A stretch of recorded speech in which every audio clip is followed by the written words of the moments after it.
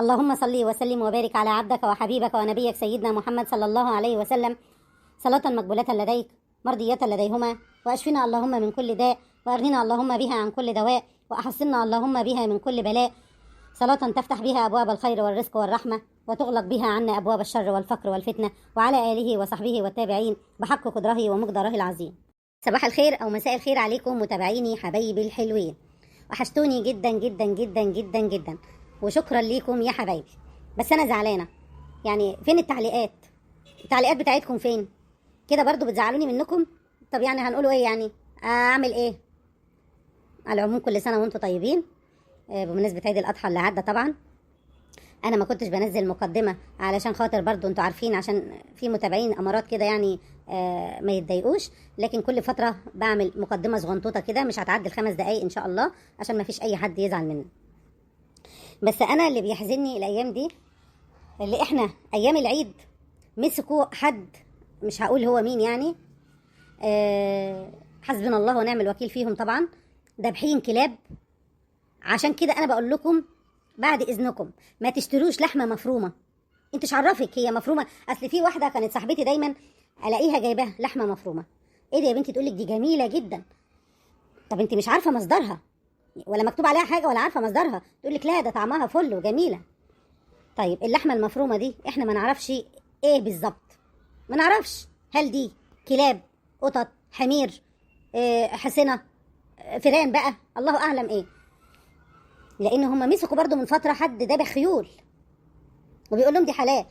مين قال لك اللي الخيل حلال؟ هم قالوا النبي عليه الصلاه والسلام قال اللي هو فيه ربع حلال، بس ما حددش. وبعدين ربنا قال ايه في قرآنه الكريم؟ قال ايه؟ ان البغال والحمير والخيل اللي تركبوها وزينه، ما قالش اذبحوها. هي الناس دي مالها؟ ايه بقى؟ في كميه جشع وغل وحقد في الناس، عشان كده ما تثقوش في اي حد. بقول لكم مسكوا حد ذابح اكتر من 20 كلب وسالخهم وبيبيعهم على اساس ان هي لحمه ضاني. يعني الكلاب بقت ضاني دلوقتي وخرفان، بيبيعوها على اساس انها خرفان صغيره. وفي ناس اكيد يعني كلت كتير يعني. انا عمري في حياتي ما اشتريت لحمه مفرومه ولا كبده مجمده، الا هي مره واحده صاحبتي كانت بتجيب كبده مجمده وقالت لي دي حلوه جربيها، خدتها وانا بطبخها وانا مش مقتنعه، وبعد ما عملتها فعلا عملتها كبده اسكندراني زي بتاعتنا، والله العظيم والله ما حد كل منها، لا انا ولا ولادي، واترمت. ما كانش الكبده قدامك عند جزار مضمون، مش كل الجزارين كمان، لا مش كل الجزارين تثقي فيهم. وما تجيبيش لحمه مفرومه من بره. ليه تجيبي لحمه وهي ست تستغني عن اللحمه؟ هاتي فراخ، هاتي لك كام جوز فراخ كده ربيهم على السطوح في البلكونه، الفراخ البيضه. هي التكلفه هي بس الطعم ولا اروع. الطعم حاجه تانية، يعني لما تربي الحاجه في البيت ممكن التكلفه تبقى هي لكن هتلاقي طعم واحساس حاجه تانية، وغير كده كمان مش محقونين ولا فيهم هرمونات. وربنا يحمي ولادنا يا رب. احنا خوفنا مش علينا، احنا تأسسنا الخوف على ولادنا. ويا ريت ما تخليهمش ياكلوا اكل من بره، الشاورما والحاجات الكريب والحاجات اللي العيال عايشه عليها، وبطاطس وحاجات كده، مش عايزين نتكلموا يعني.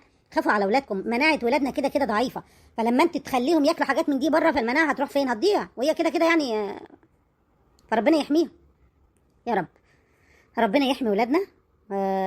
وانا بحبكم جدا، وما تزعلونيش منكم. اللي يسمع الفيديو ايه اللي هيحصل يعني لما تعملوا تعليق او لايك؟ والتعليق ولا اللايك ده لا انتوا بتدفعوا عليه فلوس ولا انا باخد عليه فلوس، بس ده بيخلي القناه تكبر اكتر يعني وتتشاف اكتر.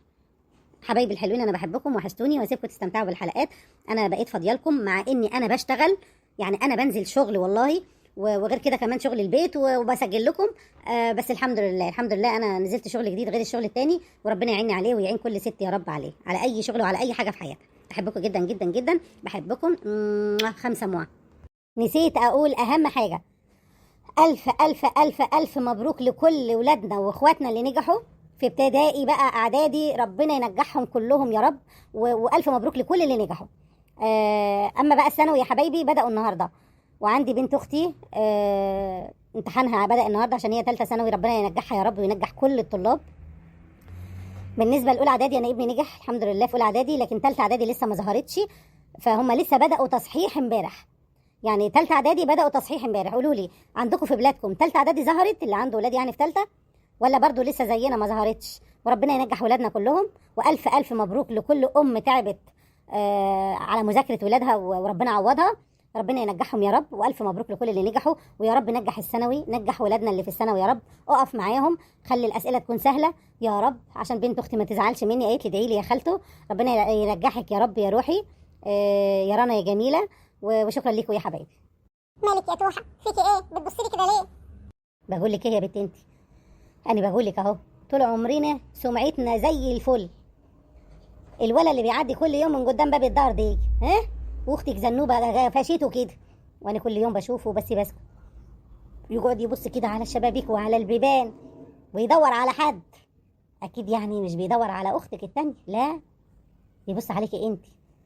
قولي لي الحقيقه، ده احنا اصحاب يا بنتي كلنا، عرفيني هو بيجي ليه هنا؟ في حاجه؟ في بينكوا كلام؟ عرفيني يا بنت، عشان لو في حاجه اني اقدر انصحك او الحقك. جرى ايه يا توحة؟ انت بتشكي فيا؟ معقول؟ لا لا لا، انا مش مصدقاكي خالص. انا لا.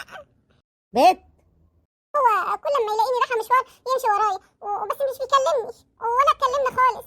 هو بيمشي ورايا، بحس لو انا رايحه اجيب حاجه بيفضل ماشي ورايا لحد ما اجيبها، وارجع الاقيه برضه، يعني بيوديني ويجيبني بيوصلني بس مش بيمشي معايا، وانا بعمل نفسي مش واخده بالي، بتجاهله تماما يا توحة. بصي يا حبيبه امك، بصي يا اختي، بصي عشان تبقي فاهمه، عشان مش هفضل انصح كل يوم. اني واثقه فيكي، واثقه في تربيتي، واثقه في ولادي اذا كان بنت ولا ولد، لكن انا مش واثقه في الناس اللي حوالينا، ما عنديش ثقه فيهم بتعريفه. ايوه، مفيش امان.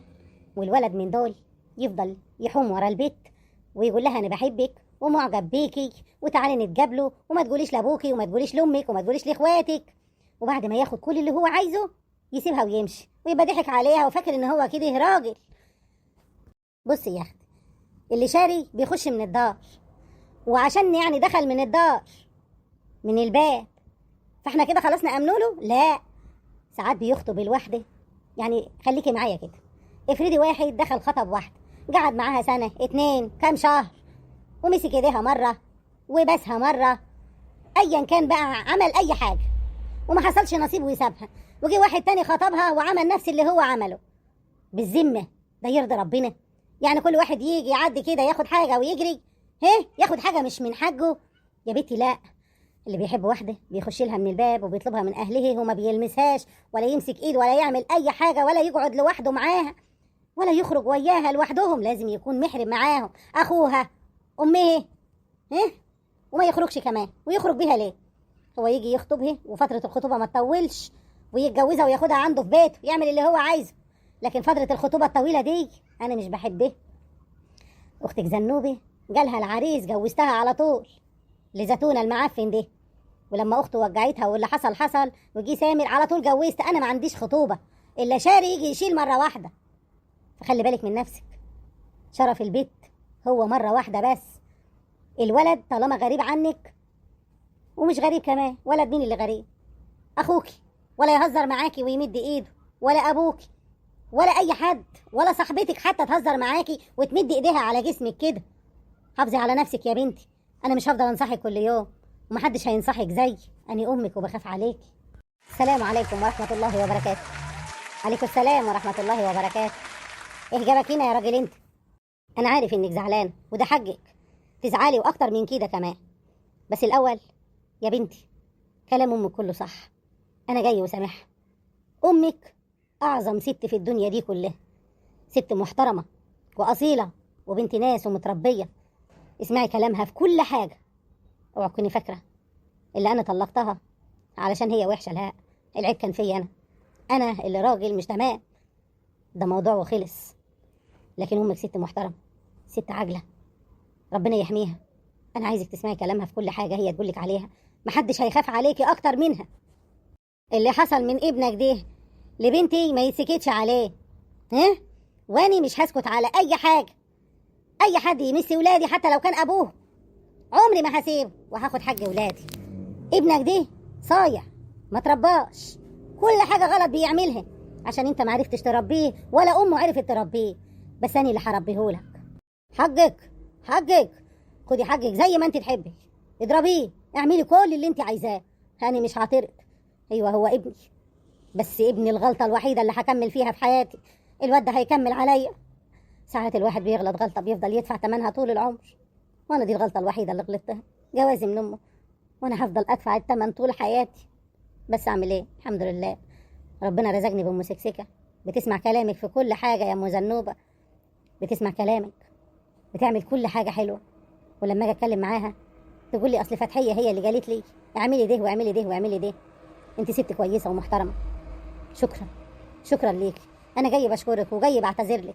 سامحيني، سامحيني يا ام زنوبه، سامحيني على كل حاجه حصلت مني زمان. انا جاي لك بنفسي وبعتذر. لو عايزاني اعمل اي حاجه او اقدم اي اعتذار تاني انا تحت امرك. جزمتك دي على راسي، علشان انا ما سمعتش كلامك زمان. اللي راح راح، بس يا ريت ما يكونش في بينا عداوه، وما تكونيش كرهاني، وما تدعيش عليا. وحياة النبي حبيبه، وحياة النبي ما تدعي عليا ولا تحاسبني. كفايه كده، كفايه. احنا في بينا عشره وفي بينا ولاد. بلاش. وانا ربنا يسامحني على اللي انا عملته معاكي، وربنا كمان يحاسبني على ما عرفت بالبت اللي اسمها لوزة الشريرة دي حقد الدنيا فيها. انا عمري ما شفت مرة غلوية كده ابدا في حياتي. بص يا رمضان، اني ما سامحتكش ومش هسامحك، بس انا بتناسى. فيا ريت ما تعملش حاجة جديدة تصحي النسيان.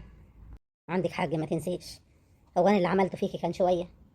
براحتك، انا مش هحاسبك على حاجة ومش جاي اعاتبك. انا كنت جاي اعتذر لك وخلاص. حقك عليا يا ام ولادي. يلا اشوف وشكم بخير. وعايزنا نرجع زي زمان؟ قول لي الزمان ارجع يا زمان. الحمد لله على سلامتك يا عمر. الله يسلمك يا توحة، شكرا انك جيتي. انا قلت ان انت مش هتيجي ومش هتسأل عليا، وهتقولي يا ريته مات عشان نرتاحوا منه. عارف انك بتدعي عليا وبتحاسبيني عليا ليل ونهار، بس انا حسيت بيكي امبارح لما كنت جيتي وبتسألي عليا. حسيت ان قلبي حية تاني. انا بحس احساس غريب وانا بعيد عنك، ببقى مشتاق لك وعايزك، ولما بقرب منك او بشوفك بتلجلج، ما بقاش عارف انا بقول ايه. انا بشوف ستات كتير، ما فيش واحده فيهم بتحرك مشاعري، ما فيش واحده فيهم بتملى عيني، بيبقى فراغة عينه اكتر. بس انتي حاجه تانية. اما باجي اتكلم مع اي ست ببقى قوي وبتكلم بجراءه. قدامك يا دوحه انا ببقى ضعيف، مشاعري واحساسي هما اللي بيتحكموا فيا، مش بقدر. بحس ان انت بتسيطري عليا، انت فيكي حاجه قويه بتخليني اضعف قدامك يا دوحه. مش وقته، اصل الكلام ده خلاص فات اوانه.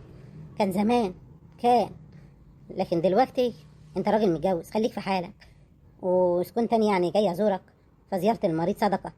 لو اي حد عندنا في البلد مريض اكيد هروح له حتى لو كان عدوي. ما بالك انت كان في عشرة بيني وبينك وانت ابو ولادي. اهم حاجة الف سلامة عليك، والحمد لله ان انت قمت بالسلام. استأذن اني بقى. استني، لا ما تسيبينيش، ما تسيبينيش، انا ما صدقت اللي انا شفتك. بعد اذنك ارجوك يا توحة، خليكي واقفه شويه. انا ببقى مرتاح وانت واقفه. خليكي جنبي، خليكي. وبعدين معاك، هو انت بتشبط كده ليه؟ عامل زي العيل الصغير. ما خلاص انت بقيت اهو حلو زي الحصان وعديت مرحلة الخطر خلاص. بس باخد بالك بعد كده مين اعدائك ومين عايزين ينتقموا منك. اللي انا سمعته امبارح ان انت طلع عندك 50 فدان ارض زراعية باسمك، وعندك شركة ولا شركتين بره في الخارج، وفي مدير اعمالك بيديرها بره. الكلام ده جديد عليا، ما سمعتهوش انا من قبل كده. كنت معاشراك وكنت مراتك في يوم من الايام وما اعرفش حاجة عن شغلك، ولا عمرك اتكلمت معايا ان في حاجة بره. انا مش بعتب عليك ولا طمعانه فيك واذا كان انا خدت منك الشركه ولا الارض ولا الحاجات دي اللي انت كاتبها لي باسمي فعشان ولادك، مش عشان انا وانت مسيرنا نروح ونبقى مأمنين مستقبل ولادنا. لكن كونك عندك حاجه تانية دي بتاعتك برضه هتبقى لولادك. الحاجه لو باسمي او باسمك في الاخر رايحه لمين؟ لولادنا. وده اللي احنا عايزينه. على العموم انت بقيت بخير، انا ماشيه، خلي بالك من نفسك. فتحيه، عايز ايه تاني؟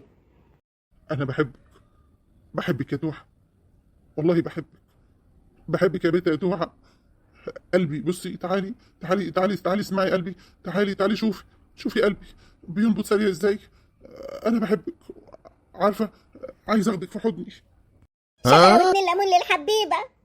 وانت ايه اللي جابك؟ جاية عشان اسمع الفيلم الجميل وانتوا بتمثلوا كده، وانت عمال تقول لها بحبك يا توحة وعايزة اترمي في حضنك. انت حنيت يا روحي. طبعا وهي جاية لك عشان تسمع الكلام الحلو، ما هي نفسها في حاجة برضه، نفسها في حضن، في اي حاجة من دي برضه. ما هي امال ايه؟ ما هي من زمان وهي متطلقة جايه تدور عليك دلوقتي؟ خلاص، ما سمعتيش تتكلمي عليها باي كلمه وحشه.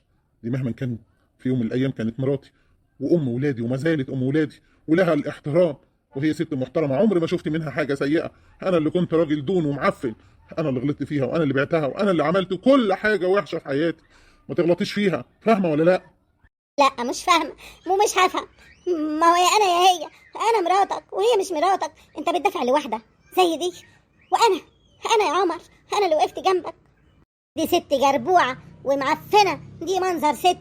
دي انت بتفضل دي عليا انا البرنسيسه، ودي الفلاحه دي. لا يا عمر، لا لا يا عمر ابدا، ما تنزلش للمستوى ده يا عمر. قول للمره دي يا عمر تسكت وتبطل غلط عليا، عشان هي لسه ما شافتش الوش التاني، عشان هي ما شافتش غير فتحيه الطيبه الغلبانه الفلاحه. لكن لو شافت الوش التاني مش هيحصل لها طيب. عرفها مين انا. بعدين يا هانم، مش بالمظاهر لا. ما انت اهو بتلبسي شيك وحلو، بس اكيد في بيتك مش بتلبسي كده، ولا بتعملي شعر، ولا بتحطي ميك اب. في بيتك معفنه بس بتلبسي للناس بره. لكن انا بلبس كده للناس بره عشان ما يبصوش عليا، عشان الفتنه، وعشان برضو ما اخدش سيئات، وعشان ديني، وعشان ربنا. لكن في بيتي اهو عندك اهو، اساليه انا بعمل ايه في البيت. هيقول لك ان دي بتلبس لبس عمرك انت ولا ابوك ولا عيلتك لبس. هو اهو عارف انا بلبس ايه في بيتي لجوزي، وببقى عامله ازاي في بيتي. هو انا لما ابين شعري للناس الناس هتفيدني بحاجه؟ لما امشي لابسه المحزق والمبزق والشفاف والعريان الناس هيفيدوني؟ لما احط ميك اب كده 2-3 كيلو ضربالي وشي كده سكينتين معجون وامشي في الشارع وبرفان، هو انا مستنيه اعجاب الناس؟ لا، انا معجبه بنفسي وواثقه في نفسي، وعشان كده بعمل كل مجهودي عشان اسعد جوزي ببيته، عشان ما يبصش بره. كونه اللي هو بص لبره دي فراغة عين منه هو يا حبيبتي، مش تقصير مني انا.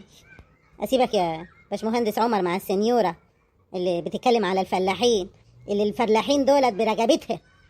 لا يا فتحيه، مش انت اللي هتمشي. استني، انا عايزه، هي اللي هتروح.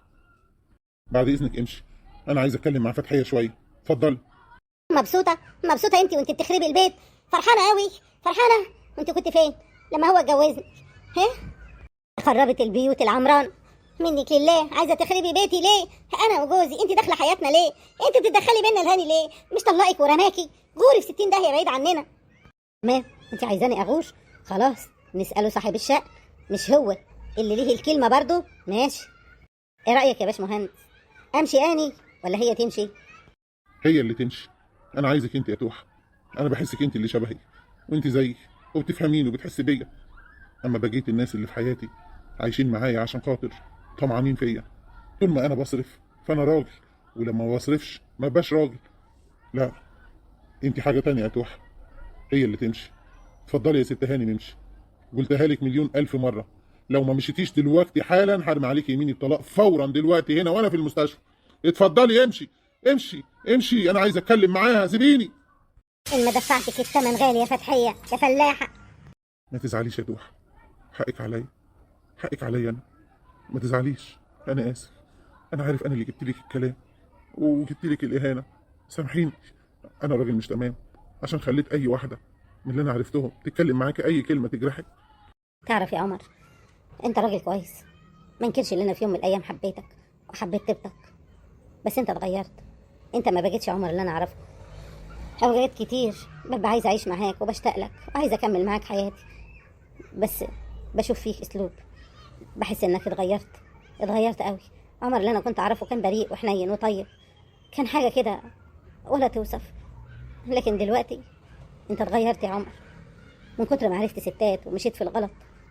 وانت اتغيرت، حتى ملامحك اتغيرت، اسلوبك. انت عايزني في حياتك علشان خاطر عايز تسيطر عليا وتتحكم فيا وتتملك مني، حب امتلاك يعني، مش حب حقيقي.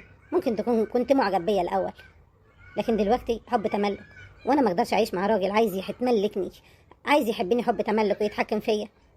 لا، انا عارفه ان انا عمري ما هقدر احب واحد غيرك، وانك انت في قلبي. واني بصراحه برفض ناس كتير علشانك انت. مش متخيله ازاي انام في حضن واحد تاني غيرك يا عمر. خلاص ارجعي لي يا توحه، يعني اهو الكلام طلع اللي في قلبك. ارجعي لي وانا هتغير، وانا معاكي. وجهيني للصح. اعتبريني بيبي صغير وعلميني الصح والغلط، وانا هقول لك حاضر ونعم وهسمع كلامك. انا في شغلي ليا كلمه والناس بتحترمني، بس انا بكون كده وانا معاكي انت. مش معناها ان انا مش راجل ولا انا ضعيف. انت عارفه قوتي كويس، وعارفه ان انا في شغلي وفي حياتي حاجه تانية، بس معاكي مش عارف ايه اللي بيحصل لي. خلاص يا توحة، خلينا نرجع لبعض، واللي انت عايزاه انا هعمله لك. بتزغرطي ليه يا هبه؟ بتزغرطي ليه يا بيت؟ بزغرط ليه؟ ما الأحبة 2 وأنا وأنت يا قلبي 2 يا سلام يا ولاد على الحب اللي طالع. إيه دي؟ إيه اللحظة الرومانسية دي؟ ده أنا عمري ما شفت كده. الله، إيه الحلاوة دي؟ ده إحنا بقينا بنعرف نقول كلام حب وحب يا ولاد. يا عمر يا عمر يا ابني، حاولوا يموتوك يا حبيبي، يا حبيب امك يا اخويا.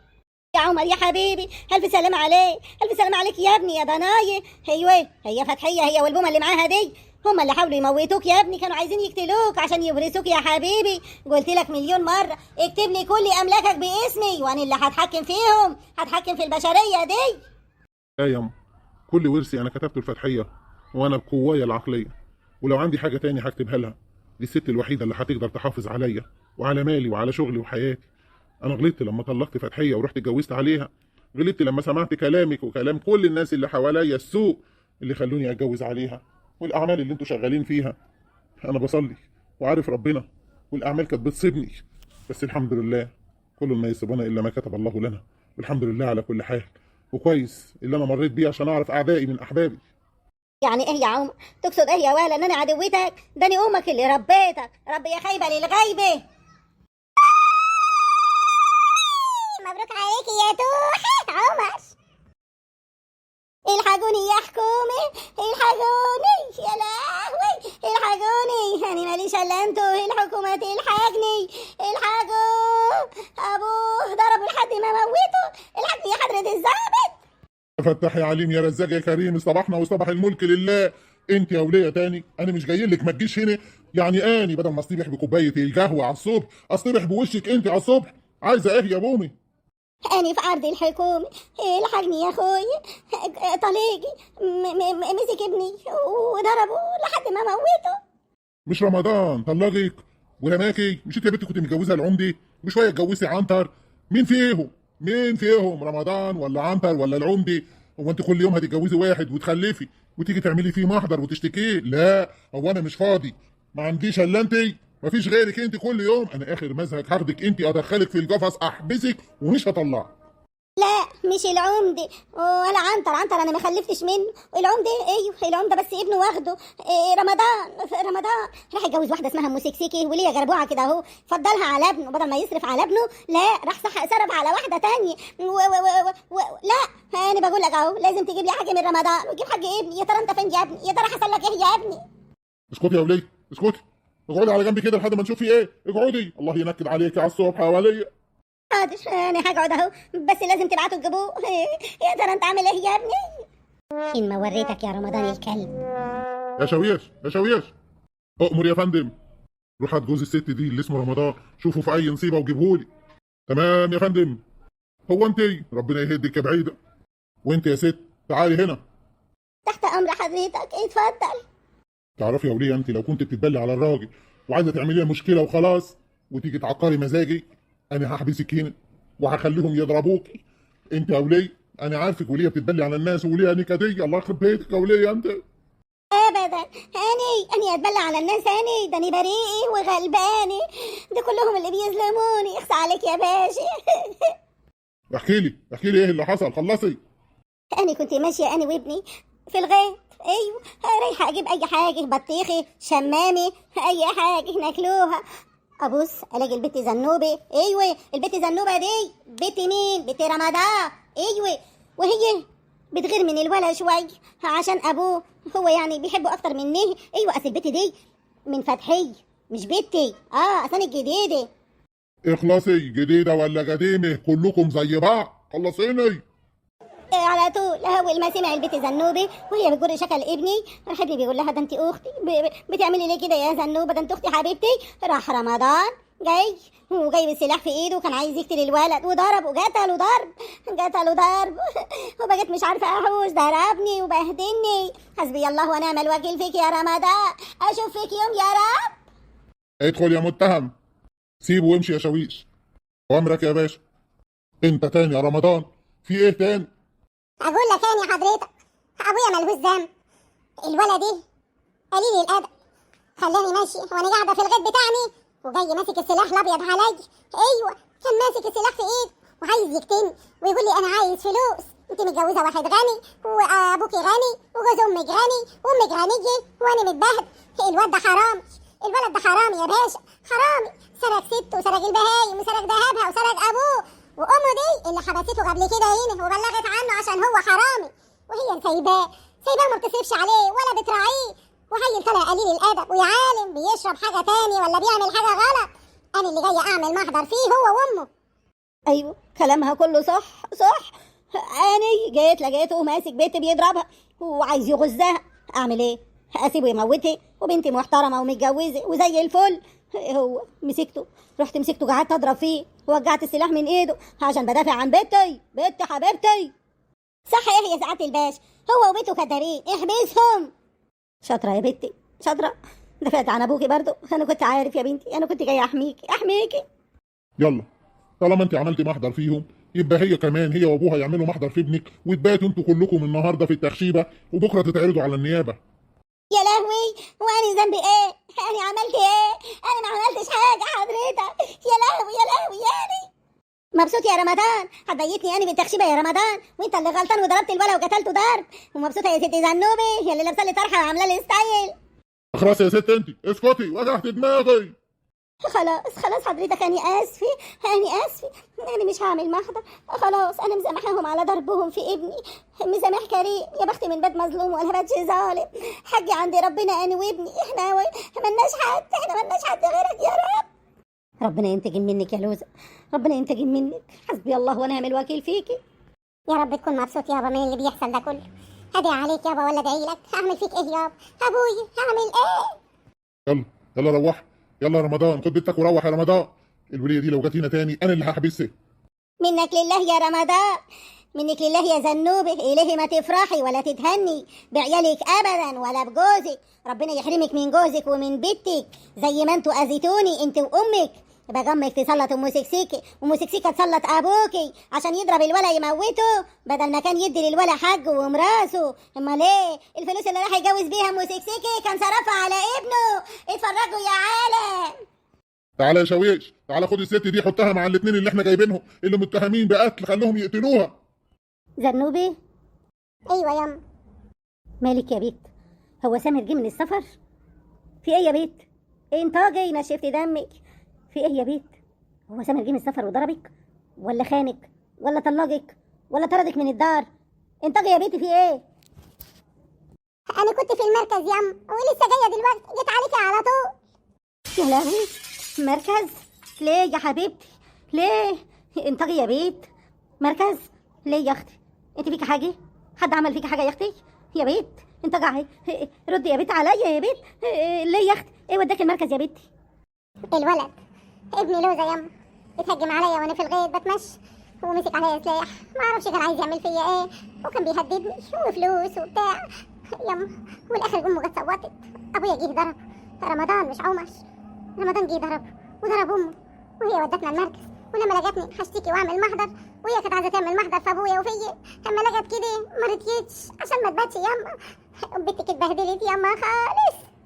دي هتبقى سنه سودا عليكي يا لوزة انت وابنك. انا سبتك طول السنين دي كلها وما وقفتلكيش ولا حاسبتك على عمايلك فيا واللي انت عملتيه، وكمان ما كفاكيش وبتسحلي ولادي. هتستلمي ولادي يعني ما عرفتيش تعملي حاجه معايا وانا سكت. هتاخديهم واحد واحد.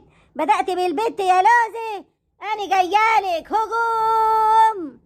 حزين انا كده عملت اللي عليا وبهدلتهم لك ورحت اشتكيتهم لك في القسم اهو. ايه رأيك؟ فتحية وزنوبة. ايوه يا اخوي، فتحية وزنوبة الله يحرقهم هما الاتنين. البنت طالعة لأمها بكحة وجوية. امال ايه؟ بس انت اللي غلطان يا ولد. ها؟ انت اللي غلطان. وتمسك سلاح ليه؟ ما كنت خطفتها وخلاص. اخطفها واحبسها في اي زريبه لحد ما يبان لها اصحاب. البت طالعه بومه زي امها. ما تنسيش انني قلت لك فتحيه وزنوبي. انا عارفه ان انت ولا عبيط واهبل وخلفيتك سودة، يا ريتني ما كنت خلفتك ولا جبتك. انت من ريحه اللي يا ربنا يحرجه. معرفه فتحيه ومعرفه رمضان اسود المعرفات. جلبوك بدل ما يرجعني ويكتب لي كل املاكه، لا رايح يتجوز ام سكسيكه اللي ما تسواش في سوق الحريم تعريفه. وقال ايه؟ مصدق الكلام، ما يعرفش ان فتحيه البومي هي اللي مسلطه ام سكسيكه عشان تسلط ابوك يضربك ويضربنا ويهني، وهو ده الدول بيسمع كلامهم. ما خلاص، ما هي اتجوزت عمر واتطلقت من عمر وهتتجوز تاني. دي سنتها سودة، كل يوم والتاني بتتجوز راجل. فاكره نفسها هي برنسيسه، ما تعرفش اللي هي وليه ختيارت وكبرت وعجزت وما تسواش.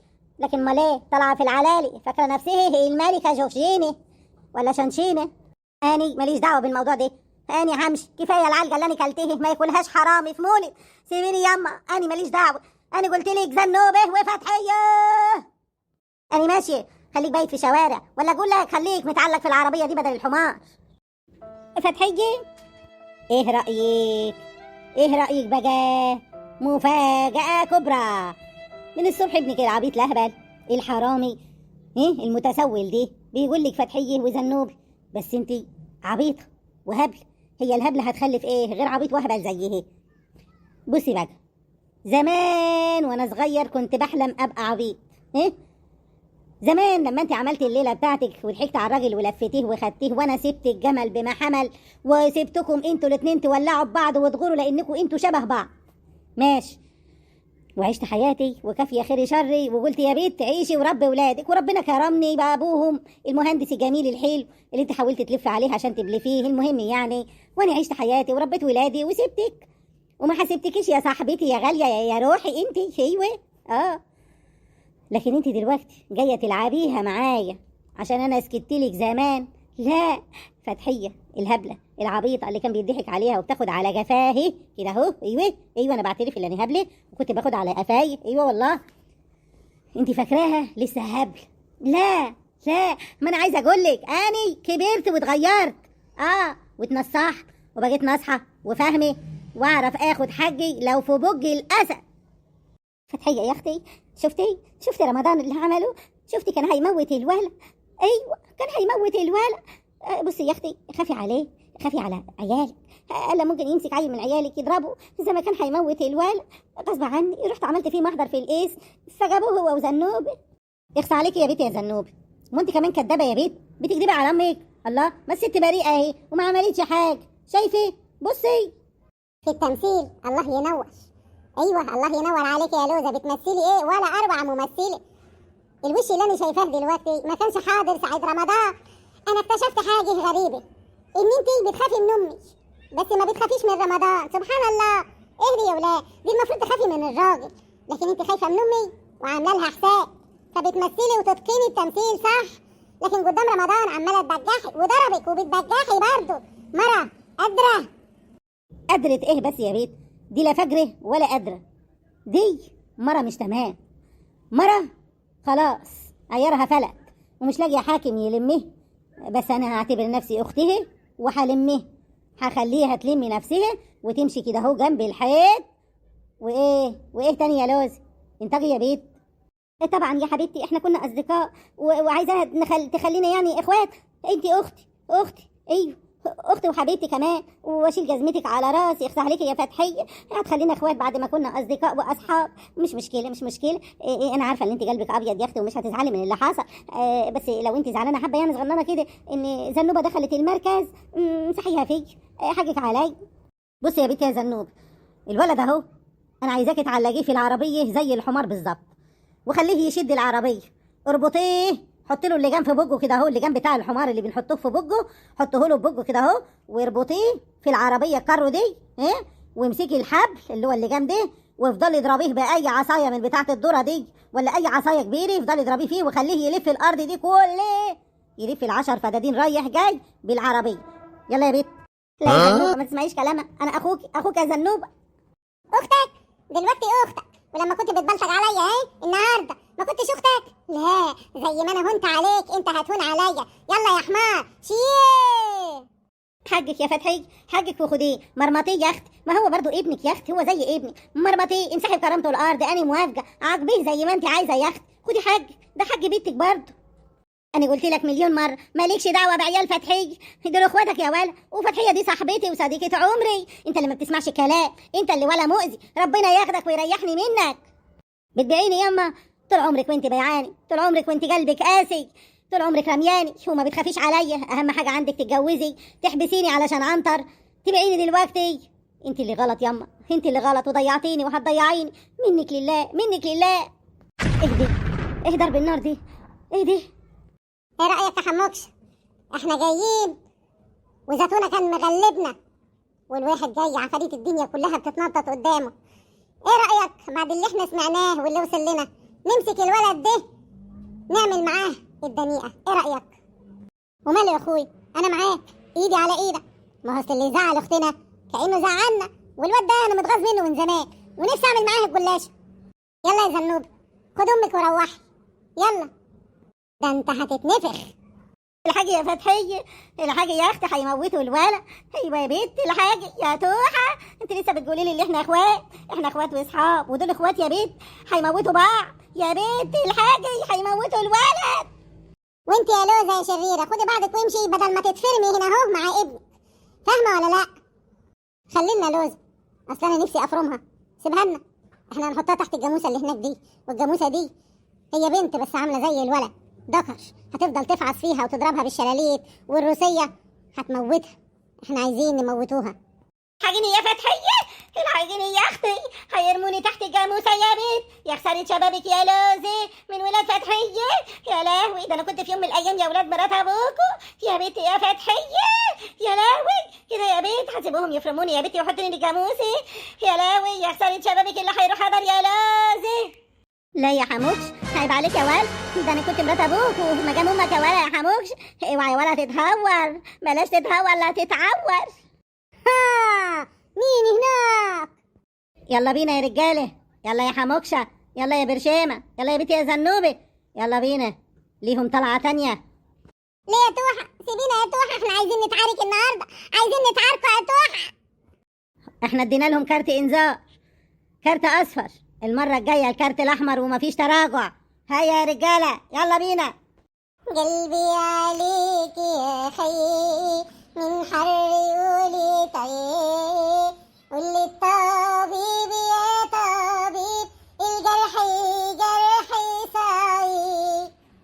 كنت بكدب كل الدنيا وكل الناس، بعد ما شفت خيانتك ليا انساني خلاص، وانا من بعدك عمري مدي امان للناس. كان فرحان يفرحني، كان حزنان يجرحني، ما انت انسان كداب كداب من غير احساس، انت منظر على هيئة انسان غشاش، انت اناني اتفضل سيبني وامشي خلاص. كنت بكدب كل الدنيا وكل الناس، بعد ما شفت خيانتك ليه انساني خلاص، وانا من بعدك عمري مدي امان للناس.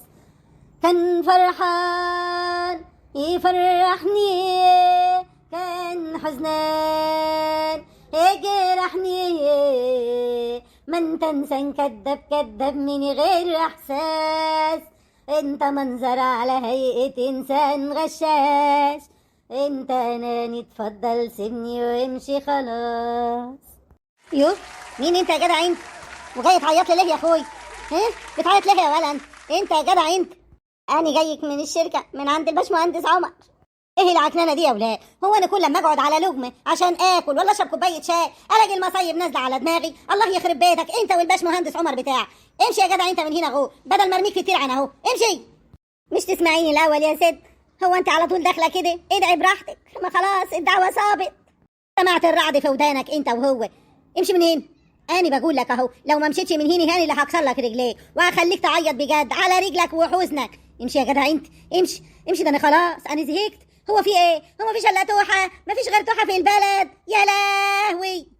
انا ماشي، بس انا عايزه اعرفك ان الباشمهندس عمر في حد ضربه بالنار وهو دلوقتي في المستشفى بين الحياة والموت. هاني كده عرفك. عمر، لو سمحتي يا دكتور ممكن تطمنا، عمر هيبقى كويس؟ هيبقى كويس لو خرجتوا كلكم بره. اخرجوا بره. هو هيبقى كويس لو عرفنا مين اللي ضرب عليه النار.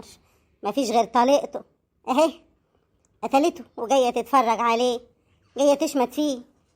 الحاجة يا فتحية، الحاجة، المرة دي عايزة تلبسك الجريمة، دي متغاظة منك، دي غلاوية. اسكتي يا بنتي دلوقتي، اسكتي مش وقته. يا دكتور، مش المفروض حضرتك بتتصل بالشرطة والشرطة بتيجي وتشوف شغلها؟ أصل الشرطة دي هتطلع الجاني، هتجيب المجرم اللي عمل كده وحاول يقتله، أكيد له مصلحة. طبعا من غير ما تقولي انا اتصلت بالشرطه والشرطه في الطريق وهتيجي تحقق، لان دي محاوله قتل. حد كان عايز يقتله، بس الرصاصه جاياله من قرب مش من بعد، وجاياله من الامام من وشه، مش من الظهر ومش من بعد، لا من بعد مترين، متر ونص، حاجه زي كده. إن شاء الله يقوم بالسلامة بإذن الله. ما هو مهما كان برضه أبو ولادي وعمري ما أشمت فيه ولا مستنية منه حاجة. أصل هو كاتب لي كل حاجة باسمي، كل حاجة، فهو كاتب لي كل حاجة باسمي. معقولة أني هقتله عشان أخد منه إيه؟ عشان أورثه؟ لا، هو أكيد عمر طلع عنده حاجة تانية باسمه، وعشان كده في ناس عايزين يورثوه، وأكيد مرة شيطانة وأنا هعرفها، وساعة ما هعرفها مش هحلها أبدا. وانت يا فلاحة ليه؟ انت المحقق بتحججي في الجريمة قوي. ايه فاكرة نفسك مين؟ ها؟ وبتلقحها على مين بالكلام؟ بتلقحها عليا انا اللي عايزة اموت عمر علشان اورثه. علشان ايه يعني؟ عشان طلع عنده شركتين بره ايام ما كان مسافر وسايبهم بره. انا لا. هو انت فاكرة يعني اللي هو اداكي كل املاكه؟ لا، عمر عنده شركتين وعنده 50 فدان في الارض البحرية. اوعى تكوني فاكرة ان انت خدتي كل حاجة. امال هو ساكت لك ليه؟ علشان عنده. يلا بينا يا بنتي يا هبه. ازاي يا فتحية؟ مش لازم نبقى مع عمر ده مهما كان عيش وملح، ونعرف مين اللي حاول يقتله، مين اللي كان عايز يقتل عمر.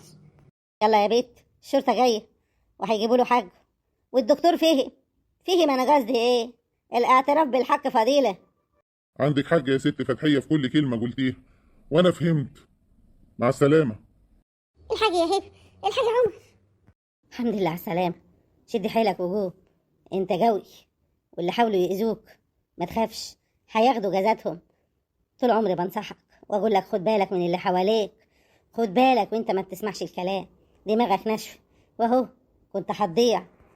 ما تخافش، خلاص الدكتور طلع لك الرصاص وجنب الواجب، والشرطة هتجيب لك حقك. بعد اذنك يا ست فتحيه، اخرجوا بره عشان المريض يرتاح. اسمعي يا بتاع انت يا مكعبرة يا فلاحة، اوعى تكوني فاكرة اللي انت هتاخدي مني عمر. لا، ده بعدك. عمر ده بتاعي انا وملكي انا وبس.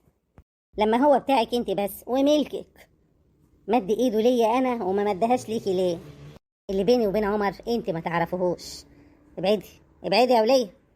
كده برضو يا عمر بتشمت فينا الفلاحة دي، وانا مراتك حبيبتك بتمدلها ايدك وانا لا. كده برضو انا زعلانة قوي. انا فلاح، وبنت فلاحة، واهلي كلهم فلاحين، وده شرف ليا. واللي انا عايزه اعرفهولك اللي عمر برضو فلاح واهله فلاحين ومن نفس البلد، يعني احنا لايقين على بعض.